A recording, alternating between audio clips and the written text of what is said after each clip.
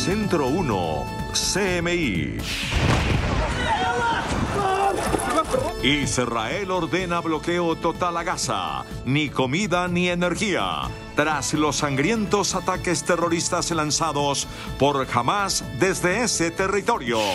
Los ataques terroristas dejan 1.000 israelíes muertos, más de 2.000 heridos y más de un centenar de secuestrados. La contraofensiva israelí con bombardeos en Gaza deja 600 muertos y más de 2.000 heridos. Decenas de latinoamericanos atrapados en Israel. 2 colombianos están desaparecidos. Estados Unidos envía un poderoso portaaviones cerca de Israel, luego de confirmarse la muerte de 11 estadounidenses en los ataques de Hamas. Rusia reclama la creación de 2 estados, uno palestino y uno israelí. Devastador terremoto en Afganistán, más de 2.400 muertos. Una estadounidense que estudió a profundidad el mercado laboral femenino es la nueva Nobel de Economía. Con Claudia Palacios y Margarita Ortega. Buenas noches, bienvenidos. Tras 72 horas de conflicto entre Israel y el grupo Hamas, Israel ordenó el bloqueo total de la Franja de Gaza. No hay paso de alimentos, ni de combustibles, ni tampoco suministro de energía. La violencia ya deja más de 1.600 personas muertas y más de 5.000 heridas. Explosiones y columnas de humo es el panorama de la Franja de Gaza. Las fuerzas de defensa israelíes afirman que están atacando cientos de objetivos del grupo islamista militante Hamas y del grupo terrorista Yihad Islámica en Gaza. Esta es la respuesta al ataque mortal de Hamas contra el sur de Israel el sábado, por lo que Israel ha ordenado el asedio completo de la ciudad. אנחנו מטילים מצור מוחלט על העיר עזה. אין חשמל, אין מזון, אין מים, אין דלק. הכל סגור. אנחנו נלחמים בחיות אדם ואנחנו נוהגים בהתאם. Significa que Israel controla el espacio aéreo sobre Gaza y su costa y restringe quién y qué mercancía puede cruzar sus fronteras. En este territorio palestino viven más de 2 millones de civiles en precarias condiciones. Las autoridades han advertido que el combustible se acabará en un plazo de 24 a 72 horas. Incluso antes de las últimas restricciones, los residentes de Gaza ya se enfrentaban a una inseguridad alimentaria generalizada, restricciones del movimiento y escasez de agua. Por su parte, el Ministerio de Salud palestino dijo que los hospitales enfrentaban una escasez de medicamentos, suministros médicos y combustible, por lo que pide a los actores internacionales que insten a Israel a reiniciar las líneas eléctricas y a satisfacer las necesidades de emergencia en forma de medicamentos y combustible. El ataque del grupo terrorista Hamas contra Israel ha dejado hasta el momento 1.000 israelíes y 687 palestinos fallecidos. Un conflicto que atenta contra la vida de los seres humanos sin medir precedentes ha dejado hasta el momento más de 1.600 muertos en la guerra. 1.000 israelíes han muerto y al menos 2.400 han resultado heridos, mientras el Ministerio de Salud de Gaza afirma que al menos 687 palestinos han muerto y más de 3.700 han resultado heridos. Las milicias del movimiento islamita palestino Hamas han disparado más de 5.000 cohetes desde la Franja de Gaza hacia Israel. Además, han confirmado que mantienen bajo la custodia los cuerpos de numerosos soldados israelíes que perdieron la vida en enfrentamientos en la frontera. Las fuerzas de defensa de Israel han atacado 17 complejos militares y 4 cuarteles generales del grupo terrorista Hamas.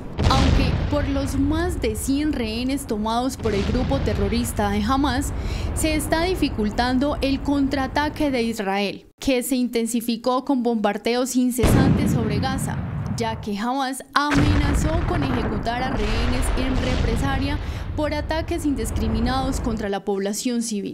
El primer ministro Benjamin Netanyahu dice: este enemigo quería guerra y es lo que tendrán. לא ראינו מאז זוועות דאעש. ילדים כפותים שהוצאו להורג עם שאר בני משפחותיהם, צעירים וצעירות שנורו בגבם הוצאו להורג, ועוד זוועות שאני לא אתאר כאן. אנחנו ידענו תמיד מי זה החמאס. עכשיו כל העולם יודע. חמאס זה דאעש. ונכריע אותו בדיוק כפי שהעולם הנאור הכריע את דאעש. האויב הנאלח הזה רצה מלחמה, הוא יקבל מלחמה. ¿Cuál es el contexto que ha derivado en este nuevo gran enfrentamiento entre Hamas e Israel? Joan Avellaneda nos explica. Adelante, Joan. Claudia, Margarita, buenas noches. Pues vamos a analizar un poco los puntos claves de la crisis que se lleva a cabo hoy en Oriente Medio y que tiene su sede, su centro, en el sur de Israel, en la Franja de Gaza. ¿Qué es Israel? ¿Dónde queda? Ya les voy a mostrar. Esta área amarilla clara es el país Israel. Tiene sus vecinos Líbano, Siria, Jordania, Egipto y el mar Mediterráneo en su frontera. Los territorios palestinos son Cisjordania y la Franja de Gaza. En Cisjordania opera la Autoridad Nacional Palestina creada por Yasser Arafat, producto de los acuerdos de Oslo. Es una autoridad de autogestión, de gobierno autónomo y que está separada políticamente e ideológicamente de Gaza, donde hoy comanda y opera la organización terrorista Hamas. Vamos a cerrarnos un poco en la Franja de Gaza, en el lugar de la crisis, en el lugar de los ataques, donde ya hoy van más de 2.000 muertos y más de 5.000 heridos. Esta es la Franja de Gaza, es un territorio de más o menos unos 11 kilómetros de extensión por unos 5 o 6 de ancho. Aquí viven 2,3 millones de personas. Y esta zona fue tomada, estuvo bajo control de Israel desde 1967 hasta el 2005, que Israel le dijo a la autoridad palestina: autogestiónese usted. ¿Qué pasó en 2005? 2006 hubo unas elecciones, las ganó Hamas, le ganó a Fatah, el gobierno, al partido de gobierno oficial, y Hamas se declaró gobierno de facto de esta región y a punta de ataques, represión, expulsó a todos los miembros de Hamas, cerró todo esto y se convirtió en un fortín de esta organización yihadista que es declarada por Estados Unidos, la Unión Europea, Israel, Canadá, entre otros, como una organización terrorista apoyada por el enemigo histórico de Israel, que es Irán. En esta Franja de Gaza opera Hamas y desde esta zona, sobre todo en su capital, Gaza, lanzó ataques contra el territorio israelí. Unos ataques que dejan 1.000 israelíes muertos, más de 2.400 heridos y más de 100 secuestrados. 17 puntos de ataque lanzó Hamas contra territorio israelí, que después fueron repelidos por el gobierno israelí con bombardeos que hoy dejan más de 600 muertos palestinos y 2.400 heridos. En estos puntos hubo ataques aéreos con yihadistas con parapente, hubo ataques por tierra con hombres armados y hubo ataques con misiles. Estos 17 puntos son la zona que está considerada en este momento como la zona de exclusión de guerra en el sur de Israel. Y en este momento aquí es donde se están llevando los ataques, los cruces están cerrados, Gaza está aislada por Israel, por Egipto y por la frontera en el mar Mediterráneo, donde ya están llegando portaaviones de Estados Unidos. Eso es todo por ahora, tengan muy buena noche. Claudia, Margarita, sigan con más noticias. Joan, muchísimas gracias. Y cientos de latinoamericanos que quedaron atrapados en Israel piden ayuda para regresar a sus países de origen. Ante el estallido del conflicto entre Israel y el grupo terrorista Hamas, latinoamericanos piden a sus países ayuda para poder regresar a su país de origen, luego de que los vuelos comerciales se cancelaran por los continuos bombardeos. El ataque ha dejado 7 argentinos muertos. Por desgracia de Dios, en el camino encuentra el coche de mi hermano y con mi hermano muerto disparado dentro del coche. Así que él lo encontró muerto. Y todos los cuerpos, por ser una zona de combate, todos los cuerpos quedaron ahí por más de 24 horas dentro de los coches o tirados en el piso sin ser recogidos. Al menos 12 latinos se encuentran desaparecidos, entre ellos 2 colombianos, por lo que varios países tomaron medidas y enviaron aviones para evacuar a sus ciudadanos.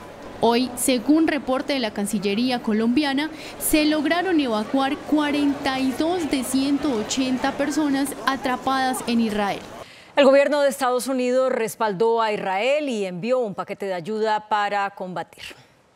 El gobierno de Estados Unidos se pronunció y anunció que un portaaviones, buque y aviones de combate han sido desplazados hacia el este del mar Mediterráneo. Biden agregó que Israel tiene el derecho de defenderse y defender a sus habitantes.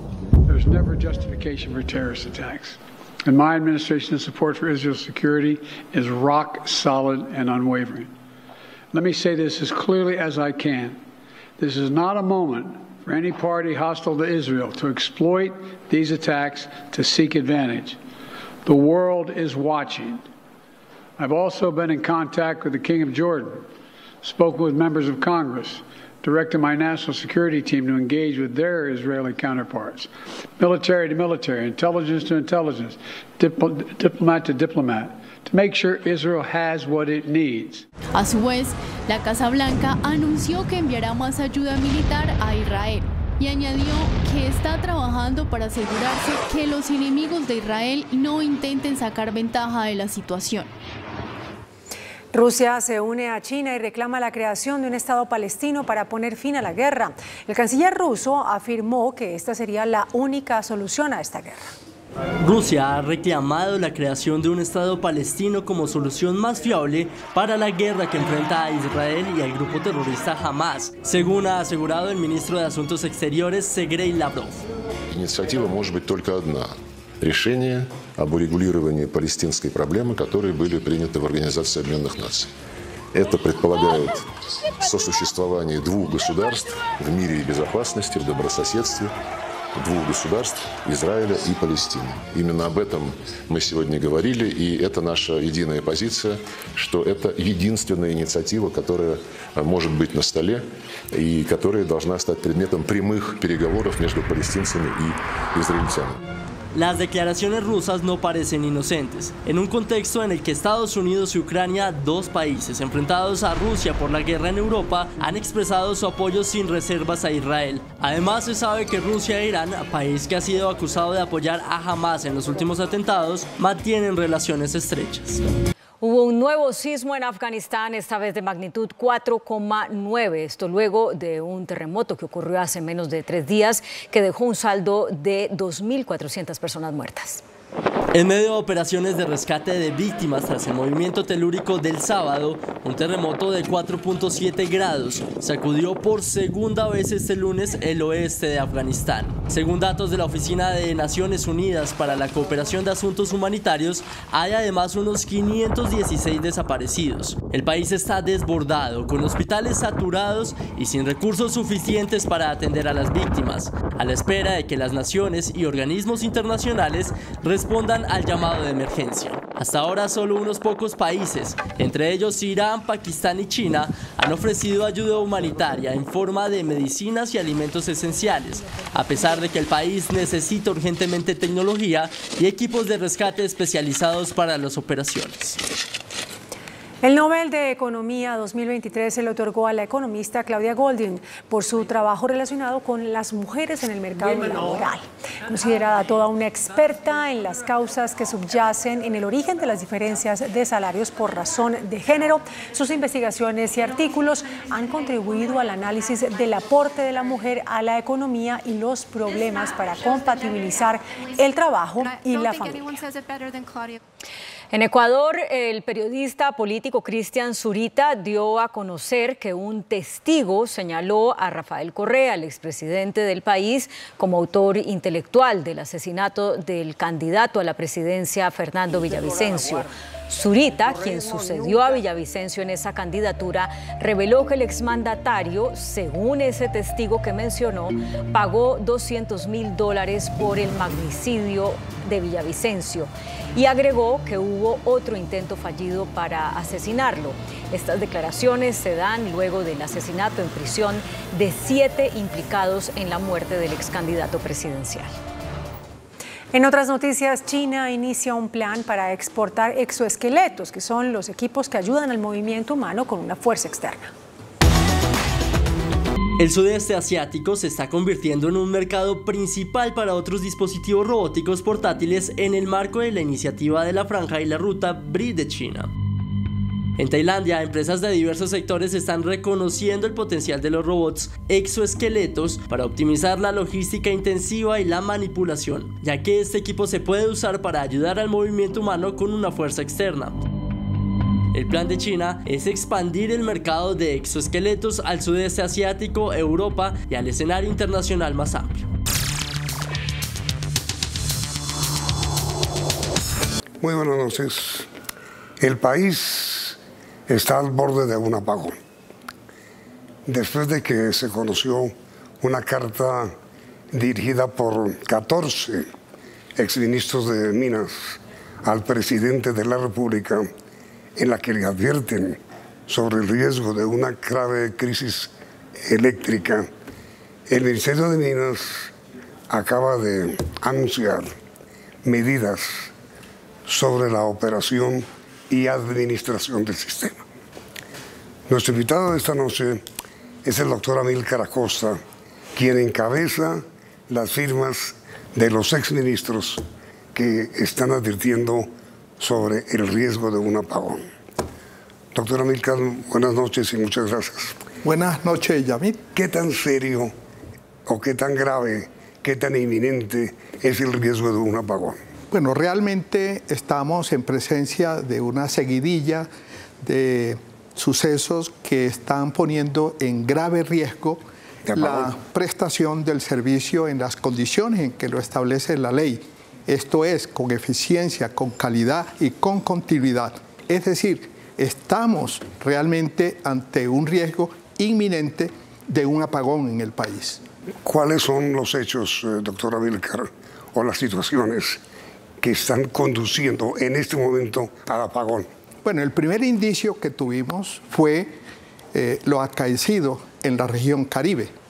Debido a los atrasos de la ejecución de los proyectos de transmisión de energía, los usuarios de los departamentos de esta región vienen siendo sometidos, o venimos, porque yo también vivo en esa región, a un racionamiento del servicio de energía eléctrica, puesto que no está en capacidad el sistema de suministrar la cantidad de energía que se demanda, máxime en una etapa en la cual, debido precisamente al fenómeno del Niño, ha venido creciendo la demanda de una manera inusitada. En este momento, Yamit, en el país está creciendo la demanda a un 6%, y en la región Caribe está creciendo al 11%. Por la condición del clima. Por la situación climática.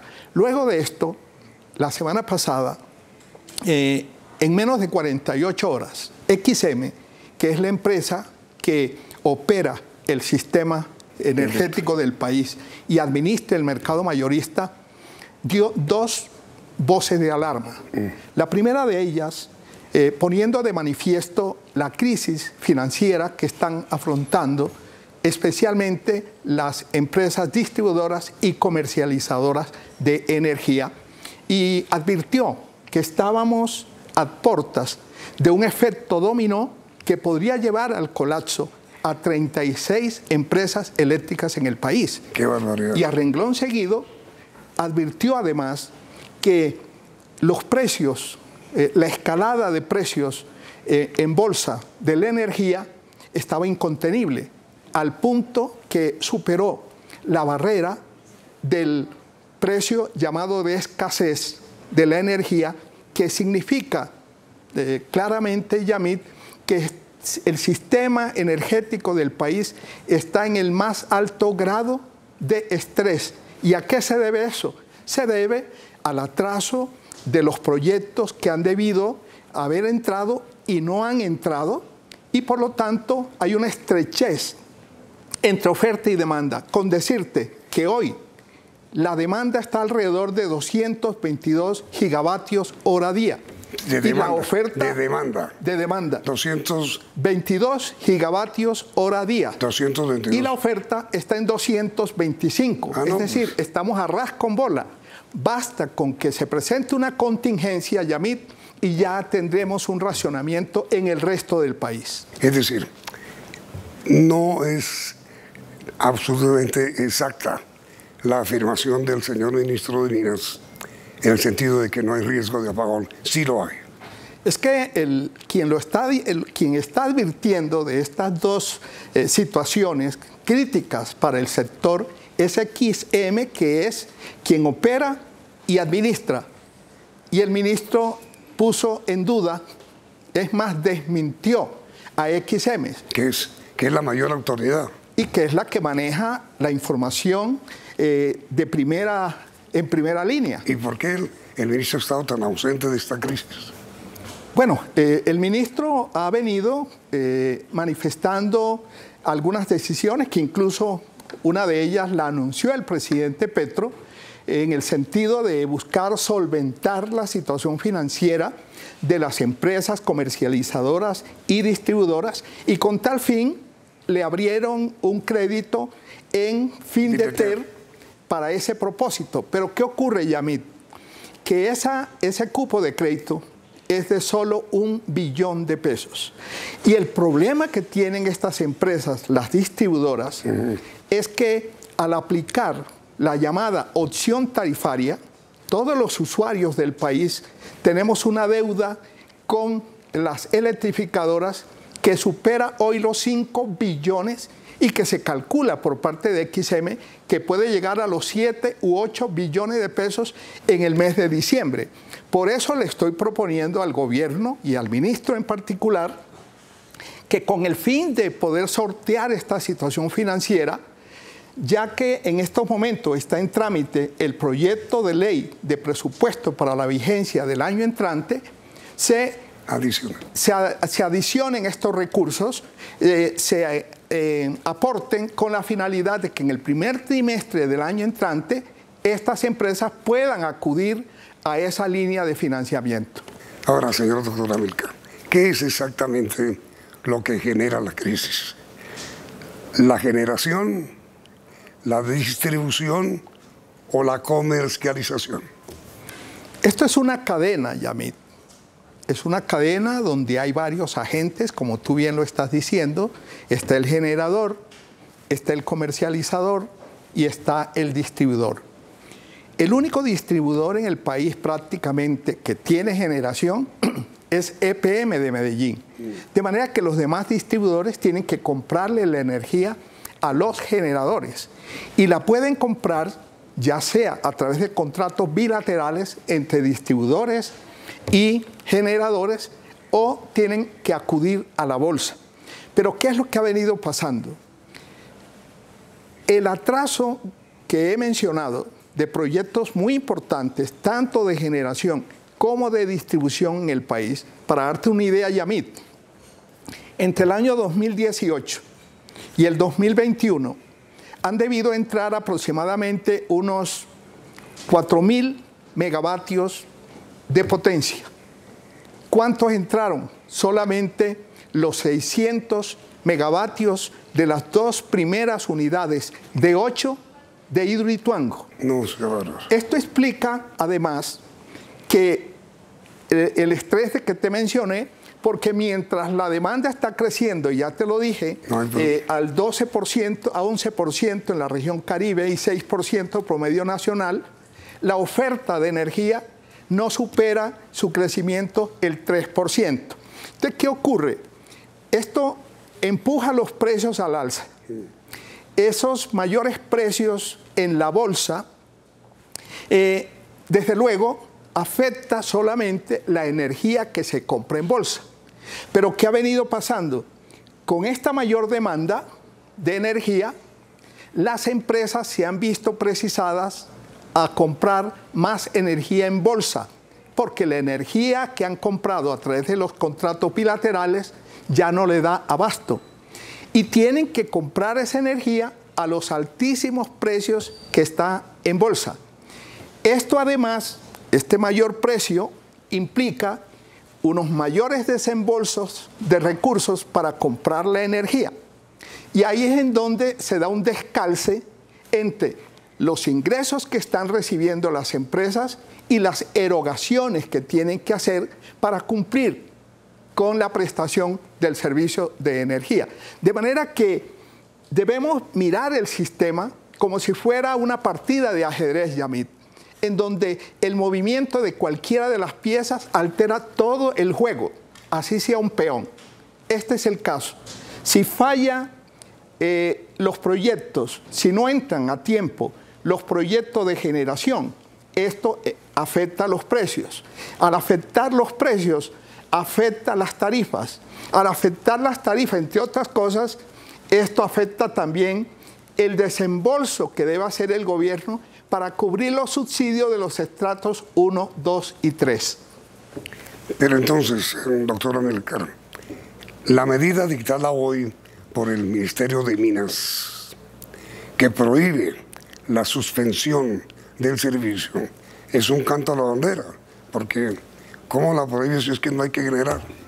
Yamil, la medida que se ha anunciado el día de hoy, sí, que está para comentarios sí, en la página del Ministerio, sí, busca sortear una emergencia que se plantea desde el momento mismo en que en la mañana de hoy la empresa Aire, que es una de las dos prestadoras del servicio en la región Caribe, prácticamente se declara insolvente. Y en esa misma comunicación advierten que no les pueden aplicar la limitación de suministro. ¿Qué es la limitación de suministro? Consiste en que si yo le compro la energía a usted, pues yo tengo que pagársela para que usted me la suministre. La limitación de suministro, que es una norma regulatoria, lo que dice es que si yo no le pago la energía, pues usted no me la suministra. El Ministerio de Minas y Energía acaba de salirle al paso a esta eventualidad de que se empiece a dar lo que advirtió XM, que es un efecto dominó, porque si las empresas no le pagan a los generadores, pues los generadores entran también en crisis financiera. Entonces el gobierno dispuso que hasta el mes de diciembre se suspende esa norma, o sea, que así no paguen la energía. Siga.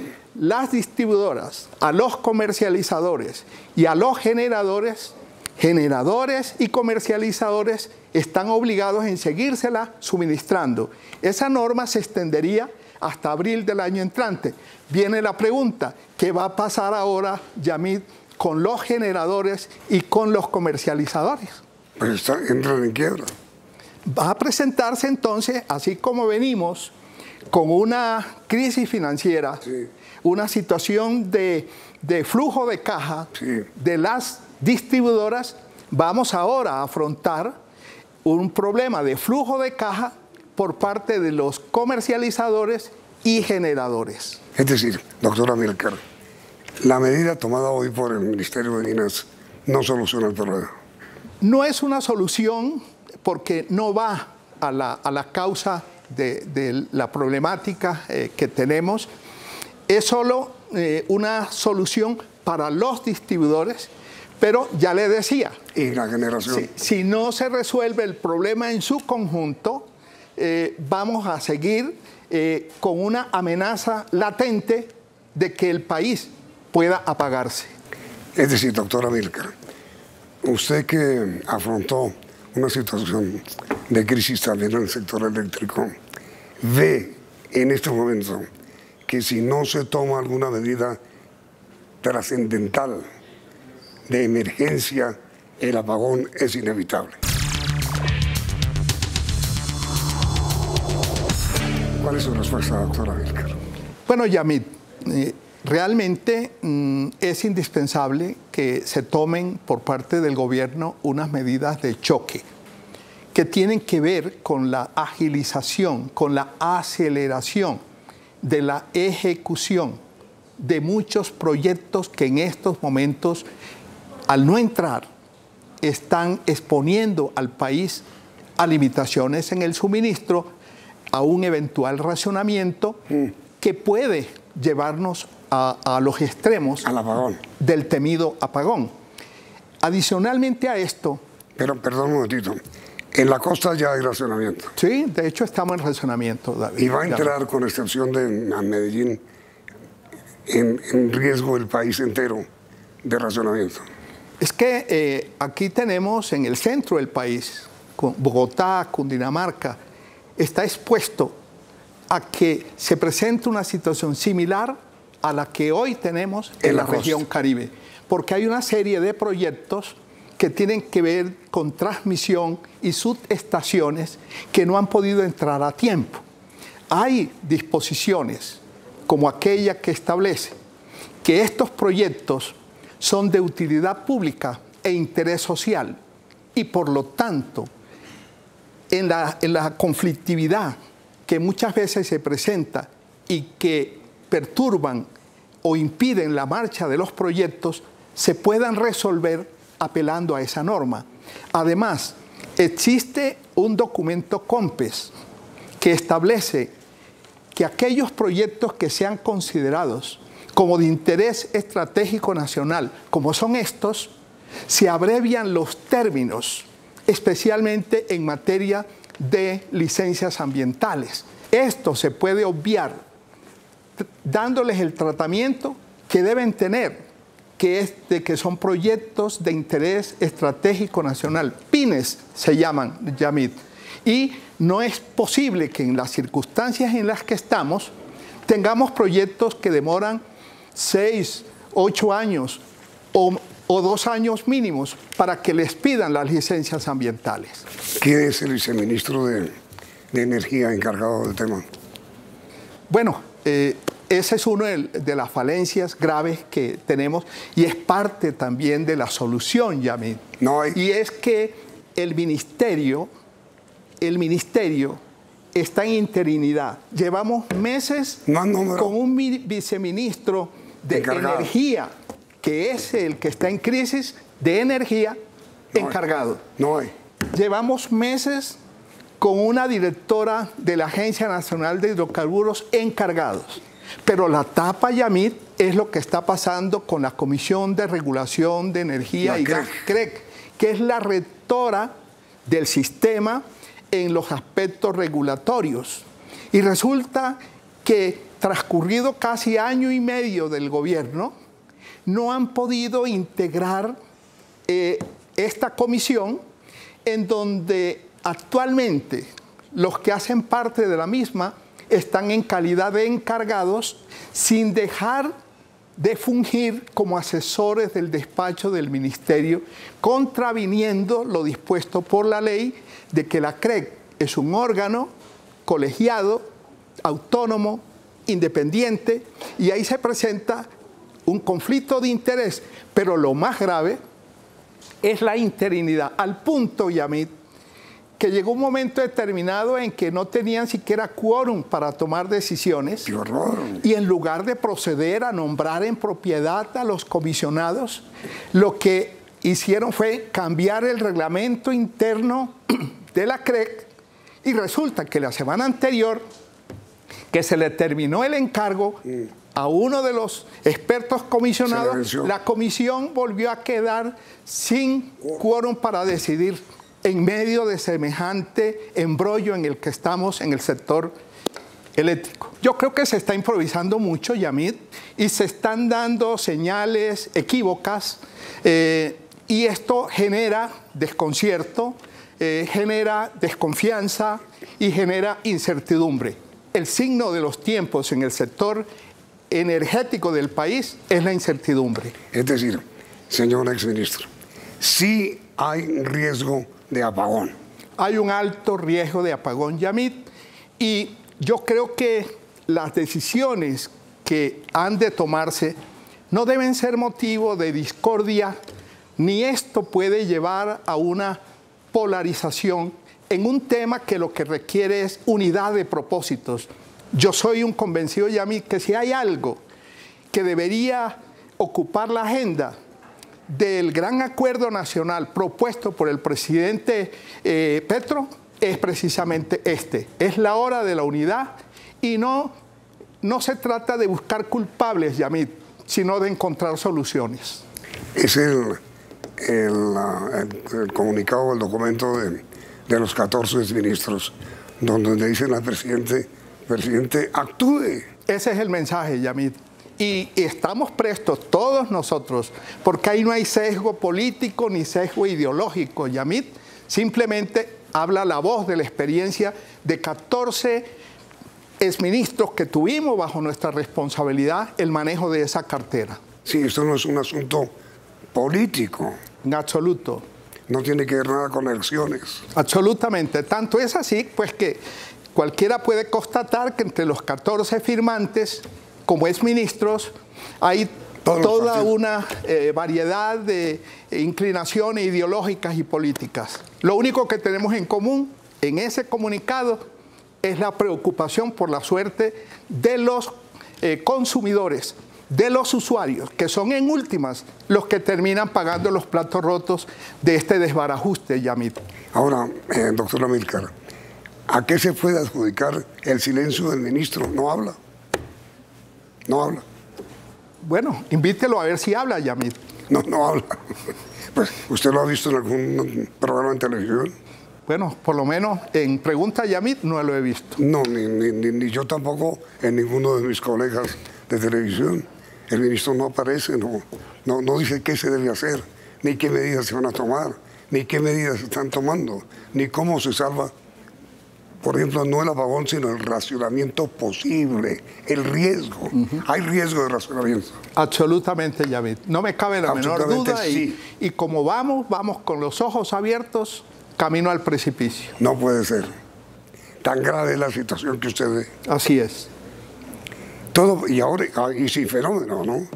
No, es que el fenómeno del Niño agrava las cosas, claro. Porque con fenómeno del Niño nosotros tenemos en el país una situación que nos expone mucho a un racionamiento. Yo he hablado de un riesgo inmanente del sistema que puede llevar a un racionamiento. Y he hablado también de un riesgo inminente. Hemos hablado en esta entrevista del riesgo inminente. Pero ¿cuál es el riesgo inmanente que tiene el sistema, Yamit? Y es que el 68% de la energía que se genera en el país es hídrica. Y la generación hídrica depende de los embalses. Y el nivel de los embalses depende de la pluviosidad. Y si estamos en fenómeno del Niño, ¿qué está pasando, Yamit? Cada día el nivel de los embalses baja 0.4 metros. Quiere esto decir, cada día, quiere decir que en 10 días baja 4 metros. Y esto, lógicamente, en una circunstancia preocupante, y es que de los 24 embalses que sirven a las hidroeléctricas en el país, Yamit, solo uno de ellos, que es el del Peñol, tiene una capacidad de regulación de 1 año. ¿Qué quiere decir esto? El resto tienen una capacidad de regulación máxima de 4 meses. ¿Qué quiere decir?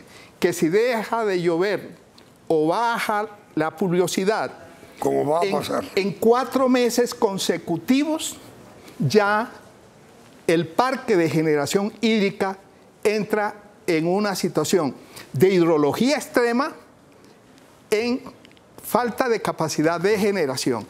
Esa es la vulnerabilidad que nosotros tenemos frente al cambio climático. Y la generación térmica no alcanza a reemplazar, a sustituir a la generación hídrica. Bueno, si ponemos la generación térmica a full, podríamos llegar a suplir aproximadamente un 55% de la generación de energía del país. Habría que racionar. Pero ojo con lo que está pasando, Yamit. A raíz de la falla que se está presentando en la región Caribe, que te comentaba, por la falta de capacidad, por la saturación en que están ya las redes de transmisión, las plantas eléctricas de la región Caribe, que como las demás deben servir es de respaldo para cuando se requiera esa energía térmica, allá está en la base. Es decir, allá las térmicas no están de respaldo, Yamit. Allá las térmicas están operando de manera continua para poder suplir la energía que no se puede transportar por la recarga que tiene la red de transmisión. Es decir, como gran conclusión, doctor Amílcar, vendrá el apagón o vendrá el racionamiento si no se toman ya distintas medidas a las que adoptaron hoy. Yo creo que todavía estamos a tiempo, Yamit, de tomarlas. Y en esa comunicación que le enviamos al señor presidente le dijimos todavía está abierta esa ventana de oportunidad de actuar. Y si se actúa a tiempo, yo creo que se puede conjurar el apagón en el país. Y si no, apagón. Si no, apague y vámonos, Yamil. Lamento mucho, doctora Milgri, muchas gracias por su presencia. Ojalá se tomen medidas y a quienes, como usted, fueron ministros de Minas, que publicaron la advertencia, pues ojalá se equivoquen. ¿Qué más puede no decir? Muchas gracias, Yamil. A usted muy amable. Y a ustedes, televidentes, gracias por la sintonía y esperamos que continúen aquí en Noticentro 1. Sí. Noticentro 1, CMI.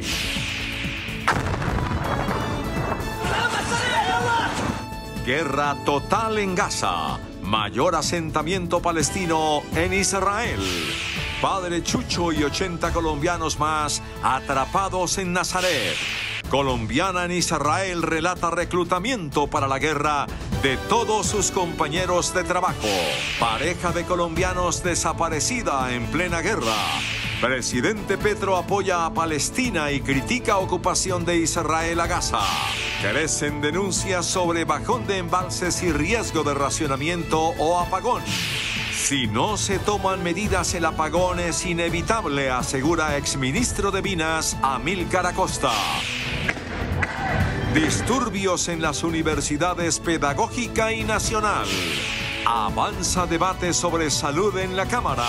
Inflación caerá a un dígito, prevé ministro de Hacienda. Con Claudia Palacios y Margarita Ortega. Bienvenidos a nuestra segunda hora de noticias. Guerra total en Gaza. El mayor asentamiento palestino en Israel permanece bloqueado. No hay paso de alimentos, tampoco se suministra combustible ni servicio de energía. Los enfrentamientos entre Israel y el grupo terrorista Hamás dejan un saldo de 1.600 personas muertas y más de 5.000 heridas.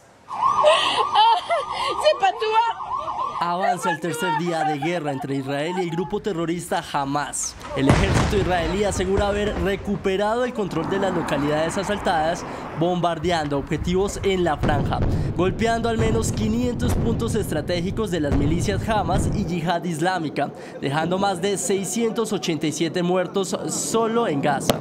El sonido de las bombas y las columnas de humo causadas por las explosiones ya se convirtió en algo constante sobre la ciudad. Por su parte, Israel ha ordenado el asedio completo de la franja de Gaza. אנחנו מטילים מצור מוחלט על העיר עזה. אין חשמל, אין מזון, אין מים, אין דלק. הכל סגור. אנחנו נלחמים בחיות אדם. Eso significa que el enclave palestino quedará sin el suministro de electricidad, alimentos y combustible y que los 2 millones de civiles que allí viven sufrirán las consecuencias.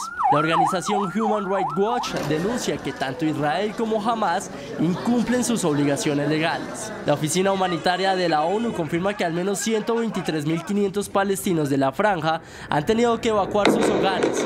La escalada bélica ha dejado hasta ahora más de 1.000 muertos en Israel. La milicia del movimiento islamista palestino Hamás ha disparado más de 5.000 cohetes desde la franja de Gaza hacia Israel. Además, han confirmado que mantienen bajo su custodia los cuerpos de numerosos soldados israelíes que perdieron la vida en enfrentamientos en la frontera.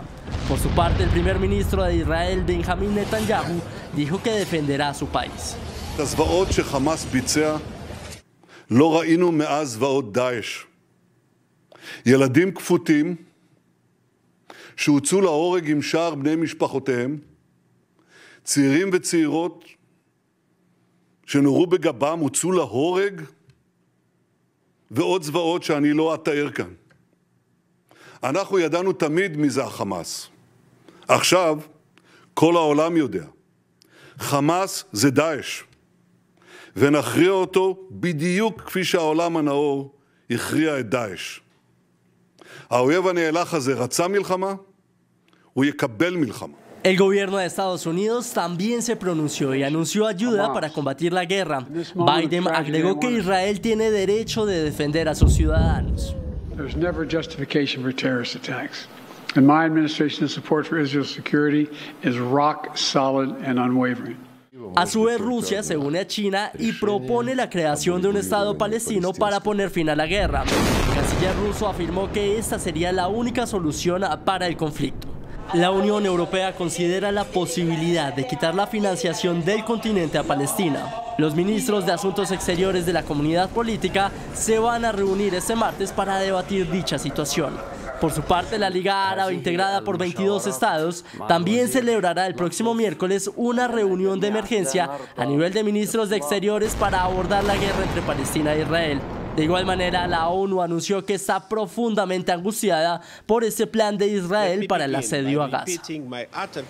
El sacerdote José Hernán Orjuela, más conocido como el Padre Chucho y quien se encuentra en Nazaret, envió un parte de tranquilidad a las familias de los 80 ciudadanos colombianos que están con él en medio de la guerra entre Israel y Palestina. El Padre Chucho encabeza un grupo de 80 colombianos que está en Tierra Santa. Allí, este grupo de connacionales ve el rigor de la guerra entre Israel y Palestina. Y cuando llegamos a la frontera, al sur del país, estábamos en el sur, vimos todo esto que pasaba, el pánico que se vivía, pero pues no sabíamos qué estaba pasando. Casi que pasó el acto terrorista y nosotros estábamos entrando a Israel, aviones, tanques de guerra, y ya nos informaron del conflicto que había en Israel. El Padre Chucho dice que mañana, es decir, este martes, desde Nazaret viajarán a Jerusalén. Y pues estamos tomando decisiones, seguros, pero también con la certeza de que cualquier cosa en este conflicto puede pasar, en cualquier lugar. Pero pues en todo el país escuchamos los ruidos de los aviones aquí en Nazaret, tanques de guerra por todas partes, un control del gobierno israelí. Nos aseguran que mañana en Jerusalén vamos a estar en un lugar seguro. Ya en Jerusalén, protegidos, dice él, intentarán llegar a Tel Aviv o al Cairo para enrutar hacia Colombia, sanos y salvos. Por el momento da un parte de tranquilidad diciendo que las personas que lo acompañan, todas están bien. Una colombiana quien vive en Israel contó que todos los hombres que trabajaban en la empresa donde ella labora abandonaron sus puestos para alistarse para la guerra. Este es el búnker donde nosotros nos tenemos que resguardar en caso tal de que haya alguna situación crítica. Es la voz de Ángela Hasson, una antioqueña que vive hace 13 años en la ciudad de Petah Tikva, en Israel. Hoy llegó a trabajar en medio de la cruda guerra y no encontró a sus compañeros. El panorama en este momento en Israel es poco alentador. Ya nosotros estábamos acostumbrados a una situación poco fácil, pero ya en este momento está demasiada tensa la situación. ¿Y se fueron para el ejército a qué? A combatir, porque ya prácticamente el gobierno decretó que hay guerra.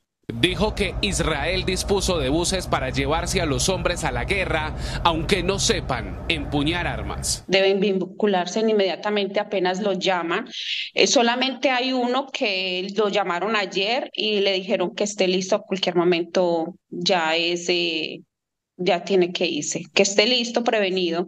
Ángela relató que mientras trabajaba, su hija de 23 años quedó atrapada en un edificio de Yoaquini, en la frontera de la Franja de Gaza, y sin importar las advertencias y la lluvia de cohetes que invadieron la ciudad, desafió a la muerte, viajó y la rescató. Dramática búsqueda de pareja colombiana desaparecida en Israel. Los jóvenes disfrutaban de un festival de música electrónica en el desierto de Negev cuando se presentó el ataque del grupo terrorista Hamas. Ya son 48 horas de angustia. Tengo la esperanza de que mi sobrino todavía esté vivo y junto con Iván. Antonio Macías, de 29 años, e Ivonne Rubio, de 26, ambos colombianos, están desaparecidos desde el sábado, luego de que el grupo terrorista Hamas irrumpiera violentamente en el festival de música que se realizaba en la frontera entre Gaza e Israel. Me dijo que estaba en una fiesta y que estaban sonando que las alarmas y tenía que ir a refugiarse. Me dijo, tía, cuando esté en alguna parte seguro, yo te devuelvo la llamada. y fue la última comunicación que tuve con ellos. Lo último que se supo de la joven pareja fue que llegó a un búnker, del cual logró salir un amigo, quien hasta ahora no ha podido dar razón sobre la suerte de Antonio e Ivonne. Estamos esperando alguna respuesta porque lo más seguro es que le dispararon a él. ¿Por qué lo digo? Porque hay un muchacho que viajaba también con ellos. El muchacho está en shock, no nos ha podido decir absolutamente nada. Él es el único que nos puede decir qué fue lo que pasó. La pareja vivía en Israel, él trabajaba en una peluquería. Ella, mamá y modelo, realizaba labores administrativas en una universidad. Era muy linda pareja porque cada uno tiene su hijo. Mi sobrino tiene una niña de 6 años. Ella tiene un niño de 3 años. Sandra, tía de Antonio, le pide al presidente Gustavo Petro rechazar el terrorismo y a las autoridades colombianas en Israel ayudar en la búsqueda. Reitero, no sabemos todavía si están muertos o están heridos, que hagan de pronto algún acuerdo humanitario para que los suelten. Hasta ahora se tiene registro de más de 200 cuerpos en el lugar del Festival de Música y por lo menos 100 personas secuestradas por el grupo terrorista. La comunidad judía se presentó hoy en la Embajada de Israel en Bogotá para rechazar los actos de vandalismo contra esa sede ocurridos este fin de semana. Manifestó apoyo a su gobierno y expresó solidaridad a las víctimas. Con un plantón y cantos tradicionales, la comunidad judía rechazó la guerra en el Medio Oriente, el terrorismo del grupo Hamas y los ataques antisemitas en la Embajada de Israel en Bogotá. Solidaridad y apoyo incondicional al Estado de Israel por los barbáricos y terribles actos de terrorismo. No son los palestinos, son los terroristas, porque el pueblo palestino también sufre. Cuestionaron la posición del presidente Gustavo Petro sobre los ataques del fin de semana y pidieron más contundencia al jefe de Estado para rechazar el terrorismo. El pueblo es una cosa y los movimientos terroristas son otros, por eso no entiendo la postura del señor presidente. Esperaríamos es una condena de lo que se dice ser el gobierno de la vida, pues que defienda la vida. Los manifestantes borraron los mensajes de odio, las esvásticas plasmadas por encapuchados en la fachada de la Embajada de Israel. No podemos, como colombianos, permitir siquiera que se rayen los edificios con esvásticas, trayendo a memoria algo tan terrible como fue el nazismo. Cerca de 200 personas participaron de este plantón. Con banderas de Israel y camisetas blancas rindieron un homenaje a las víctimas y demostraron su apoyo y solidaridad con el pueblo judío. Y es que en una serie de publicaciones en sus redes sociales, el presidente Gustavo Petro tomó partido por Palestina y rechazó lo que llamó ocupación ilegal de Israel en la Franja de Gaza. Durante todo el día, el presidente Gustavo Petro ha escrito en su cuenta de X temas alusivos al conflicto entre Israel y Palestina, condenando la ocupación de Israel. Ningún demócrata en el mundo puede aceptar que Gaza sea convertida en un campo de concentración. Los campos de concentración son prohibidos por el derecho internacional y quienes los desarrollen se transforman en criminales de lesa humanidad, dijo el presidente también. Ya estuve en el campo de concentración de Auschwitz y ahora lo veo calcado en Gaza. Y al publicar una miscelánea de fotos de menores de edad palestinos, dijo: la única manera para que los niños palestinos duerman en paz es que los niños israelíes duerman en paz. La única manera para que los niños israelíes duerman en paz es que duerman en paz los niños palestinos. Eso no lo logrará jamás la guerra, solo lo logra un acuerdo de paz que respete la legalidad internacional y el derecho de los pueblos a existir libres. Estas fotos son de niños palestinos asesinados por la ocupación ilegal de su territorio. El expresidente Iván Duque aseguró que solo los bárbaros justifican la barbarie y el expresidente Ernesto Samper advirtió que podría haber más violencia si Netanyahu insiste en borrar a Palestina. Sin dejar de censurar el acto terrorista cometido por Hamas contra Israel y su derecho a defenderse, lo único cierto hasta ahora es que hay más de 1000 muertos inocentes, la mayoría jóvenes, de lado y lado del conflicto, y que podría haber muchos más si Netanyahu insiste en su delirante aspiración de borrar del mapa del mundo a Palestina. Solamente los bárbaros justifican la barbarie. Solamente quienes han justificado el terrorismo pueden guardar silencio ante el terrorismo de Hamas. Hamas no representa al pueblo palestino y en Israel se presentó un acto de terror y genocidio dantesco donde hay más de 1000 muertos y decenas de secuestrados. Llamar nazi al pueblo judío por defenderse de semejante ataque es infame. La senadora María Fernanda Cabal aseguró que el presidente Gustavo Petro no representa a los colombianos porque en Colombia se rechaza el terrorismo. Petro no representa a los colombianos. Nosotros respaldamos a Israel y rechazamos el terrorismo. Por su parte, las senadoras María José Pizarro y Clara López rechazaron la violencia de Hamás e hicieron un llamado al diálogo por la paz. Así que debemos abrazar al pueblo palestino y también abrazar al pueblo israelí, al pueblo judío. ¿Cómo no? De eso se trata. Por eso somos humanistas. Yo quiero unir mi llamado al diálogo, a ese llamado que hizo el señor presidente Gustavo Petro en Naciones Unidas, la responsabilidad de dirigir las conversaciones y generar las condiciones para que se cumplan sus resoluciones de tener dos estados, el Estado israelí y el Estado de Palestina, que ha sido ya reconocido por el Estado colombiano. Los embajadores de Israel y Palestina en Colombia se pronunciaron sobre los hechos que se presentan en el sur de Israel, en la Franja de Gaza, que ya dejan, como decíamos, más de 1.600 personas muertas. El embajador de Israel en Colombia señaló que es el peor ataque sufrido por Israel desde su creación como Estado. Hizo el ataque más fuerte que hemos tenido en 75 años de existencia en un solo día. La cantidad de los muertos nunca hemos tenido como desde el establecimiento del Estado de Israel. Por su parte, el embajador palestino en Bogotá aseguró que el ataque que desató un nuevo conflicto no se puede llamar guerra. Yo no calificaría eso como guerra, aunque Netanyahu lo ha dicho así. Lo que hay es una explosión de parte de un sector de la población palestina después de 56 años de ocupación, colonización, opresión. Entonces el pueblo palestino no puede aguantar más y ha salido un sector de eso a expresar su inquietud, su indignación, su inconformidad con esta situación que la verdad es que el mundo no le ha dado mucha atención, ¿no? El diplomático palestino señala que el mundo es cómplice de la crítica situación en Gaza y pidió acciones. El pueblo palestino vive en una situación que todo el mundo conoce y todo el mundo pues está siendo cómplice con esta situación. Por su parte, el embajador israelí ratificó que habrá una poderosa campaña militar contra el grupo terrorista Hamás y lamentó que hasta el momento no se haya presentado un pronunciamiento por parte de Colombia. Estamos en una guerra y vamos a lanzar una campaña militar fortísimo contra Hamás para eliminar la amenaza y eliminar su infraestructura terrorista. Colombia todavía no jugaba un papel, no escuchamos nada de Colombia, no empatía, no simpatía, pero todavía hay tiempo, ¿no? Se puede mostrar. Los dos diplomáticos expresaron su solidaridad con los colombianos afectados. Respeto por los derechos humanos de israelíes y palestinos pidió hoy el presidente de la Corte Interamericana de Derechos Humanos, Ricardo Pérez Manrique, de visita de trabajo en Colombia. El juez uruguayo Ricardo Pérez Manrique es el presidente de la Corte Interamericana de Derechos Humanos, que sesionará de manera ordinaria en su periodo número 162 durante toda la semana en Colombia. Rechazó lo que sucede entre Israel y Palestina. Dijo que la guerra es el mayor contexto de violación de los derechos humanos. Fundamentalmente de aquellos que son obligados a combatir y de los grupos más vulnerables, que son los que menos condiciones tienen para protegerse.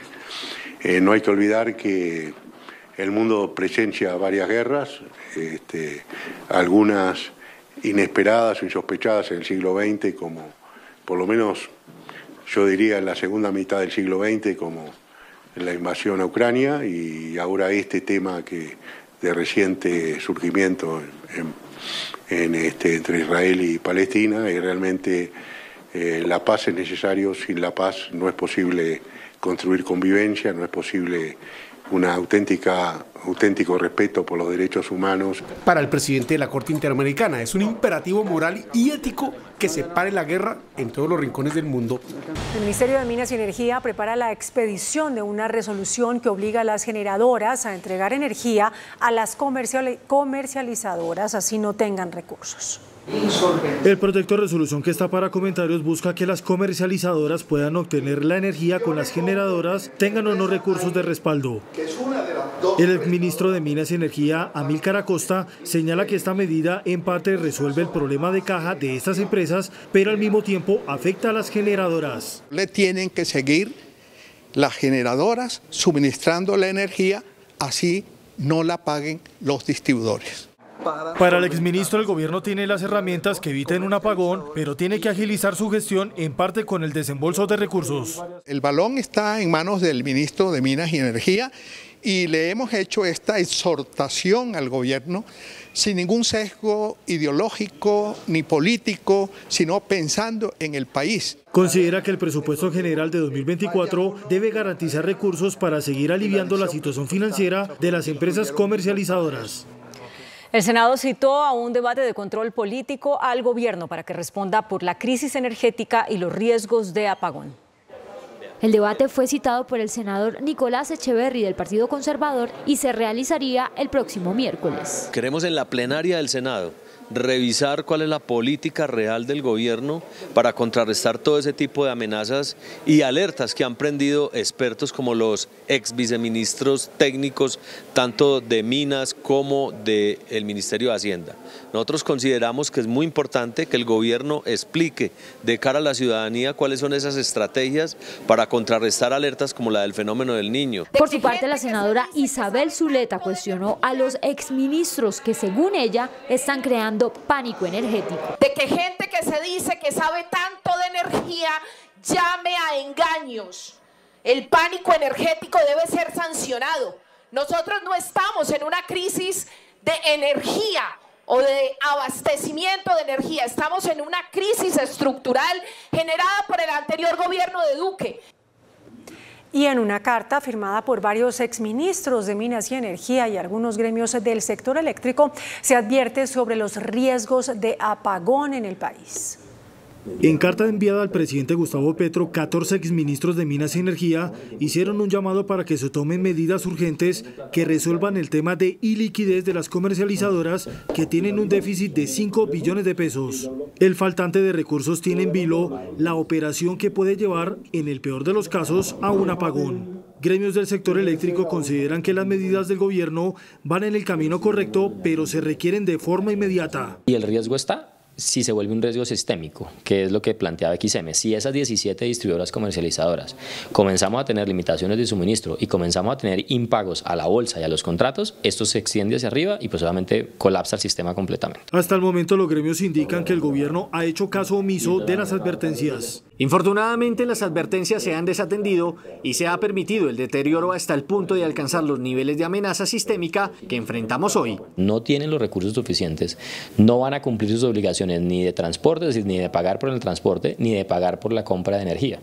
Y en esas medidas, pues esto es una cadena de pagos. Si no hay esos recursos, nosotros vamos a ver afectados por las ventas en bolsa y por las ventas en contratos. El dirigente explicó que los recursos a través de Findeter no son suficientes y seguramente se tendrán que gestionar 1.5 billones de pesos de forma adicional.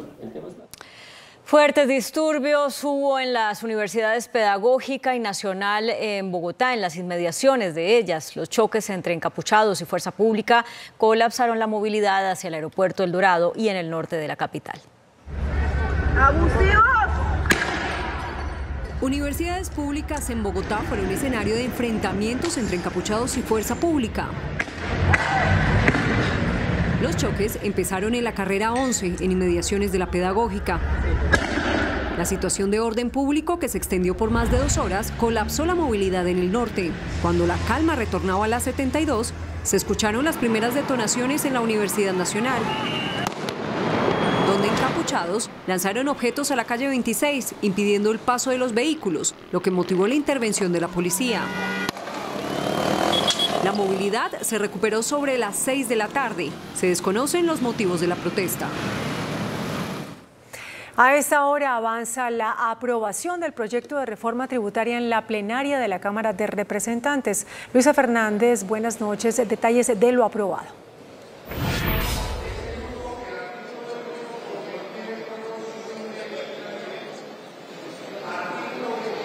Muy buenas noches a ustedes en estudio. Hasta el momento avanza aquí la votación del proyecto de reforma a la salud en la plenaria de Cámara de Representantes. Se han aprobado 28 artículos y 6 fueron eliminados. Solo para resaltar algunos de los artículos aprobados, uno de ellos establece que las EPS que no se conviertan en gestoras pues deberán asumir la responsabilidad de quejas, denuncias y reclamos de los usuarios.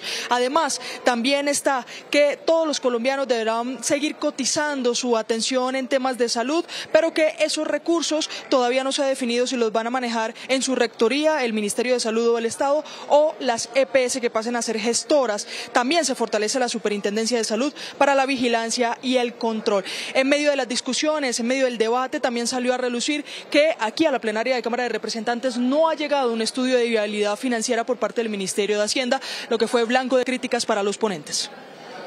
Y esto es particularmente grave porque si no hay recursos para acompañar la propuesta de la reforma, pues los fines nobles que persigue se quedan en demagogia. Por ejemplo, mejorar las condiciones laborales del talento humano en salud cuesta 9 billones de pesos y está en un anexo de la reforma. Una de las ponentes respondió a estas críticas. Varias sentencias de la Corte Constitucional han señalado que el Ministerio de Hacienda no tiene ningún poder de veto sobre los proyectos. Por eso hice la afirmación que hice, no porque crea que esta reforma no tiene un estudio financiero, porque lo tiene. Sí sabemos cuánto cuesta, sí sabemos de dónde provienen sus recursos. Me acompaña la presidenta de ASEMI, Ana María Vesga. Doctora Ana María, hasta el momento de los 28 artículos, ¿cómo cree usted que avanza la votación? Pues muy rápido, con mucho afán, menos de 3 horas y 30 artículos aprobados.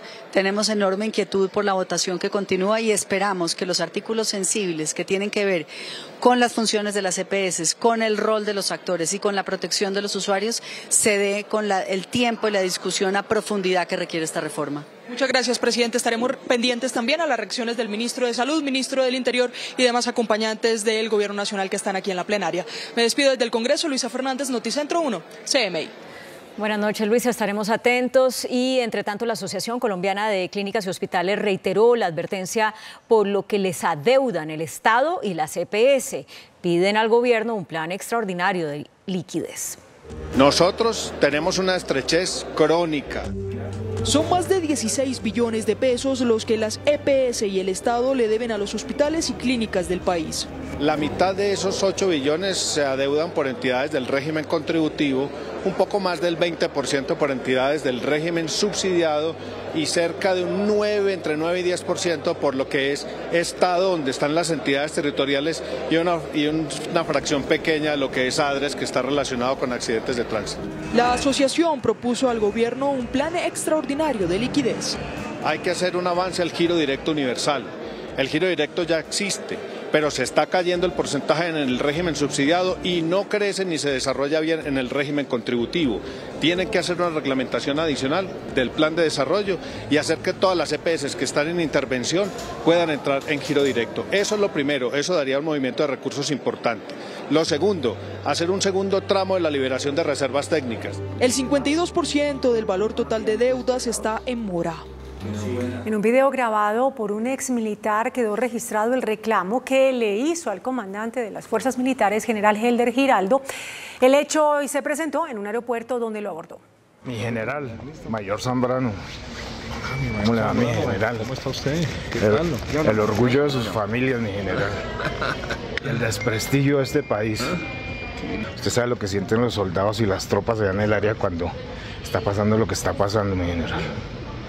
Pero, mano, no estamos perdiendo nada aquí. Hemos arriesgado, arriesgamos todo, arriesgamos la vida, estuvimos al borde de la cárcel, perdimos nuestras familias por este país y por amor a una institución. Y ustedes, los generales, se arrodillaron a estos narcotraficantes terroristas. Yo le pido un favor, a mí no me insultan. No le estoy insultando. Y represento la investidura de los generales y la dignidad de ellos. Eso, por eso se lo estoy diciendo. Aquí nadie se ha arrodillado. En diálogo con Noticentro 1 CMI, Camilo González Pozo, jefe de la delegación del gobierno en los diálogos con el Estado Mayor Central de las FARC, de las disidencias de las FARC, entregó detalles de los acuerdos que avanzan con el grupo armado. El cese del fuego bilateral que se pactó con las disidencias de las FARC y que empieza a regir desde el 16 de octubre será con más de 3.000 hombres al mando de Iván Mordisco. Pues la información oficial habla de 3.400 efectivos, entre gente, efectivos en armas y estructuras de apoyo. La exigencia del gobierno nacional es que el cese sea a nivel nacional. Y tendrá, por supuesto, aspectos territoriales, pero sin eso desdecir las obligaciones que corresponden a las partes en todo el territorio. Putumayo sería uno de los departamentos más afectados en este momento por las disidencias. Siguen enfrentamientos entre grupos y un interés de las comunidades de que eso se suspenda y un interés desde el propio gobierno. Hoy el presidente Gustavo Petro le dio el visto bueno a estos diálogos que avanzan con las disidencias. Otro líder social fue asesinado en las últimas horas. Como Gustavo Adolfo Ortiz Murillo, fue identificado el defensor de derechos humanos, asesinado por hombres armados sin identificar en Buenaventura, en el Valle del Cauca. Según cifras de Indepaz, este año han sido asesinados 135 líderes. Y el presidente Gustavo Petro convocó a todas las instancias del Estado colombiano a acatar las sentencias de la Corte Interamericana de Derechos Humanos. Acompañado por la mayoría de sus ministros en la Casa de Nariño, el presidente Gustavo Petro recibió a los jueces de la Corte Interamericana de Derechos Humanos. Después de un almuerzo de trabajo, concedió una declaración conjunta con el presidente de la Corte Interamericana. Allí dijo que el Estado colombiano se compromete a cumplir las sentencias de esa Corte Internacional. El nivel de cumplimiento en este momento va en 91 casos y de incumplimiento en 128. Esos 128 casos serán abordados para que Colombia logre en un 100% cumplir las sentencias de la Corte Interamericana de Derechos Humanos. Al mismo tiempo exhortamos a las demás ramas del poder público a cumplir con las sentencias de la Corte Interamericana que son obligatorias para Colombia. Antes, en el Palacio de San Carlos, sede del Ministerio de Relaciones Exteriores, fue instalado el periodo ordinario de sesiones de la Corte Interamericana número 162. Todos los presidentes de las altas cortes estuvieron presentes.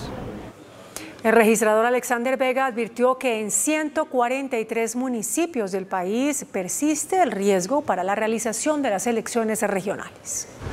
Los 143 municipios priorizados por riesgo electoral para las territoriales se encuentran en los departamentos Nariño, Cauca, Valle, Chocó, Meta, Córdoba y Norte de Santander. 143 municipios de atención prioritaria en los cuales las fuerzas militares y de policía van a desplegar mucha mayor pie de fuerza con el objetivo de garantizar el orden público. En reunión con el Gobierno Nacional, el registrador le hizo un llamado al Ejecutivo para que aclare cuál es la incidencia en torno al proceso electoral del cese de acciones anunciado por los grupos armados ilegales que dialogan.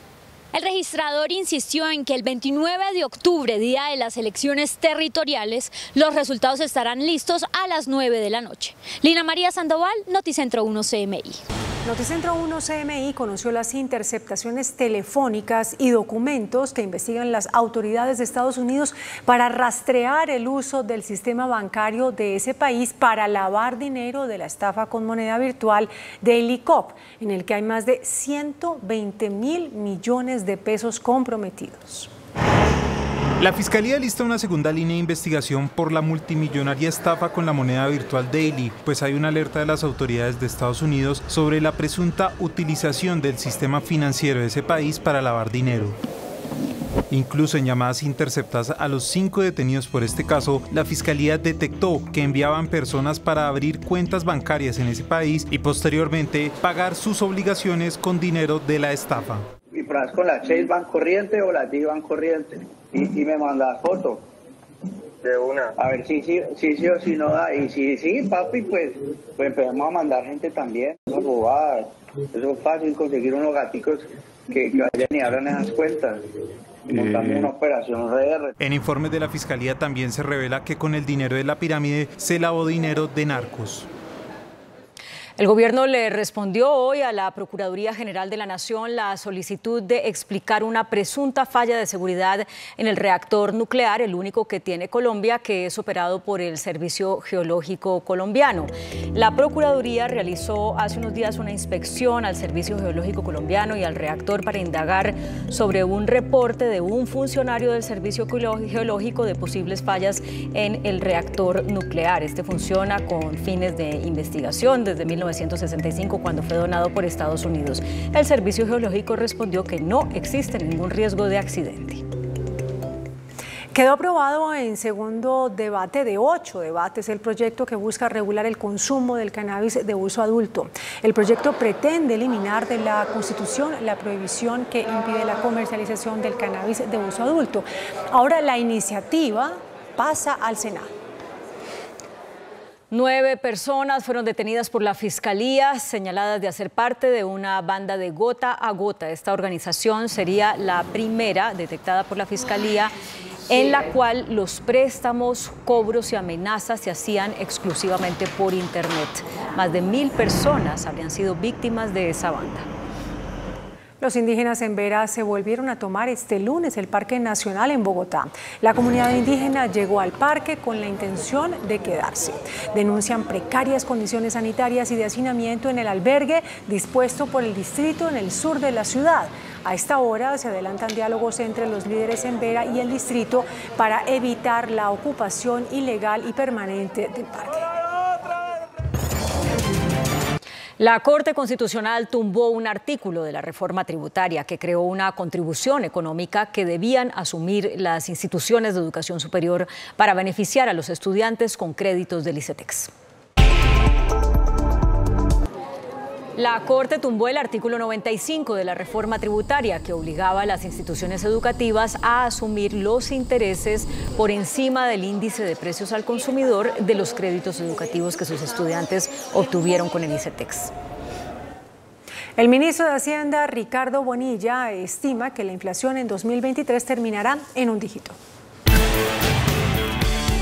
Las estimaciones del gobierno en materia de inflación siguen mejorando y para el cierre del año se espera que esté por debajo del 10%. Los precios de la mayoría de los grupos de gasto bajan, en especial los alimentos. Se proyecta un costo de vida de 9,5%. Faltando 3 meses, en diciembre vamos a terminar una inflación de un dígito, muy probablemente alrededor de 9,5. La academia y analistas respaldan la posición del gobierno sobre el llamado al Banco de la República para un recorte en las tasas de interés. No le veo al Banco de la República ninguna posibilidad para que no pueda bajar las tasas. Tiene todos los indicadores en su orden y yo creo que está el terreno dado para bajar las tasas al menos en 25 puntos básicos en octubre. El ministro Bonilla participa de la reunión anual del Banco Mundial y el Fondo Monetario Internacional en Marruecos. Un estudio de la Contraloría General advierte que los recursos mineros del país no están bien cuantificados y concluye que solo hasta el 2026 se obtendría información fiable de los títulos mineros.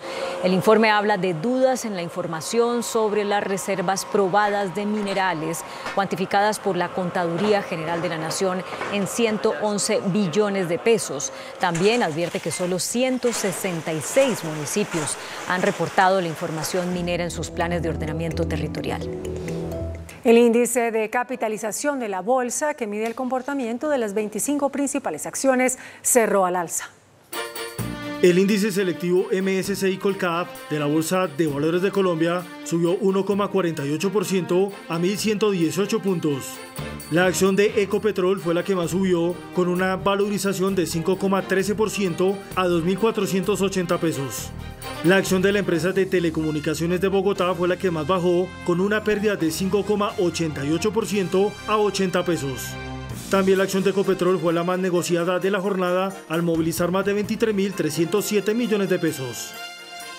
El precio del dólar se mantuvo estable. Indicadores económicos en Noticentro 1 CMI. Por ser día festivo en Estados Unidos, la tasa representativa del mercado, que regirá para mañana martes, se mantiene en 4.386 pesos con 66 centavos. Los profesionales del cambio compran la divisa en promedio en 4.090 pesos y la venden en 4.150 pesos. Un euro cuesta 4.544 pesos con 40 centavos. La libra de café en Nueva York se cotizó a $1 con 46 centavos. El azúcar se transó en 27,27 centavos de dólar la libra. El barril de petróleo WTI se cotizó en $86 con 38 centavos. La referencia Brent para Colombia se cotizó en $88 con 20 centavos. Una acción de Ecopetrol cuesta 2.480 pesos. Noticentro 1 CMI revela la encuesta del Centro Nacional de Consultoría sobre la intención de voto para la alcaldía de Armenia. A la pregunta, si las elecciones para la alcaldía de Armenia fueran mañana, ¿qué tan probable es que usted vote? Definitivamente sí votaría, 76%. Probablemente sí votaría, 24%. A la pregunta, pensando en las próximas elecciones del 29 de octubre a la alcaldía de Armenia, ¿por cuál de los siguientes candidatos votaría usted? James Padilla García, 25%. José Ignacio Rojas Sepúlveda, 11%. Stephanie Gómez Murillo, 6%. Álvaro Arias Velázquez, 6%. Óscar Gómez Agudelo, 4%. Brian Steven Naranjo Raigosa, 4%. Voto en blanco, 10%. Por ninguno, 8%. No sabe, no responde, 17%. Esta es la ficha técnica de la encuesta. Hasta aquí Noticentro 1 CMI.